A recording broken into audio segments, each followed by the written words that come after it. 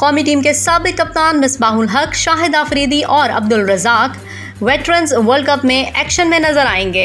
Team के कप्तान का ऐलान 16 सितंबर को किया जाएगा।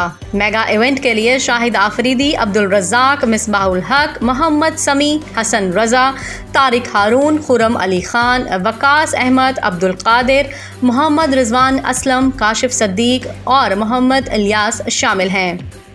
अफजल शाह, अमजद अली, इमरान अली, तसव्वुर अब्बास, अदनान रईस और जुनैद खलील नैनीताल वाला भी टीम का हिस्सा होंगे।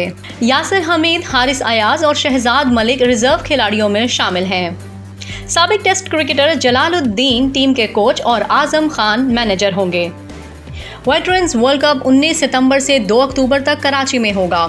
पाकिस्तानी टीम अपना पहला मैच अमेरिका के खिलाफ खेलेगी। इवेंट के दौरान कराची के 5 मुख्तलिफ ग्राउंड्स पर कुल 36 मैचेस खेले जाएंगे। पाकिस्तानी टीम अपने तमाम मैच नेशनल बैंक स्टेडियम में खेलेगी। इस टूर्नामेंट में 40 साल से ज़ायद उम्र के खिलाड़ी हिस्सा लेंगे। वर्ल्ड कप में पाकिस्तान के अलावा Australia, West Indies, Canada, America मुत्तहिदा अरब अमारात, हांगकांग और नेपाल की टीमें हिस्सा लेंगी।